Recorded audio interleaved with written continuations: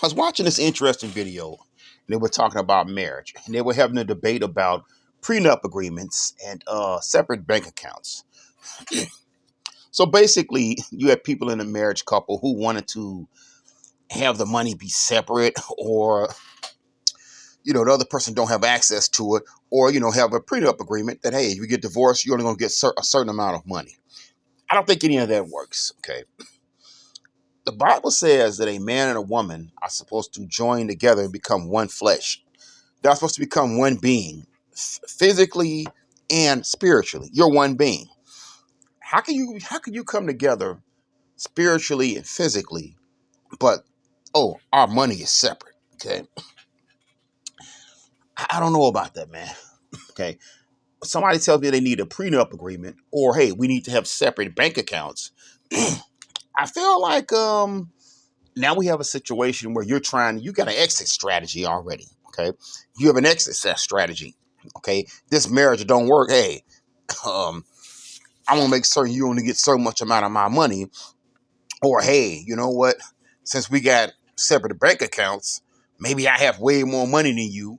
You can't go on my account and see what I actually have. So I don't know, man. I don't think that it works. I think you're going into the marriage with the mindset of I can't fully trust this person, so this is gonna fail.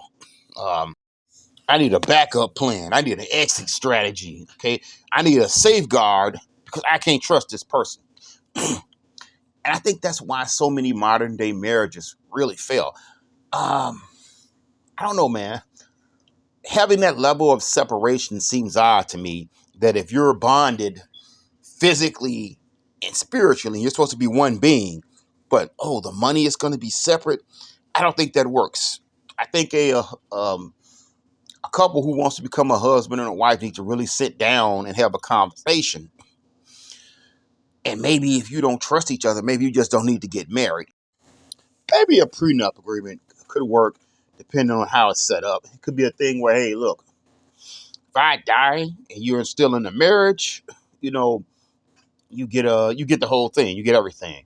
Okay. But I can't divorce you. I can't say, hey, I see somebody else who I want to sleep with over here, so I'm gonna divorce you and go get with that person, and you're gonna take this little 30% of the finances or something. I don't know, but I don't think either one of those are good things, man. Going into a marriage, if you're one being, it means that you share everything. I know people, man, who get married who don't want to live with their spouse. They want to have separate houses, separate finances, separate everything. I know a married couple like that. And I don't know, man. In that situation, I don't really know why you want to get married in that situation. I mean, that to me, that's just dating. You don't live together. You have totally different apartments. I don't know. I feel like you got a lot of people who act like they really don't want to share all of themselves. Okay. Um, I know people, man, who told me they got married and they don't want their spouse touching anything that belongs to them. Okay. You got your stuff. I got my stuff. Okay. Don't touch my stuff. I don't know. If you're one being, you're one being. And I think this is why so many marriages fail, because you got a lot of people who really don't want to become one. And I get it. They're scared. They don't want to take that risk because we have a society of people who screw over each other. Okay. They'll go out there and they'll get married to somebody. Oh, I'm just bored. I'm sick of you. We had a kid. I don't want to be married to you no more. I want to screw somebody else. I don't like you no more. Yeah, so I definitely understand it. I get where the fear is coming from. And it's a fear of being screwed over. And that's unfortunately in this culture, that's what we do now. We have people who are too willing to screw over each other. We have a culture where, men will screw over women, women will screw over men, and it's unfortunate. That's the real big problem. But man, a marriage where you can't trust each other and everything, you have not fully merged to become one being, I don't think that works. I don't think having separate bank accounts or prenup agreements is the way to go. And unfortunately, maybe just don't get married at all. If you need to have those things, maybe there should be no marriage at all. Or we need to actually sit up here and come up with some new ideas concerning marriage, some type of new marriage contract to take care of that. But I don't know. I think some of these people just shouldn't get married.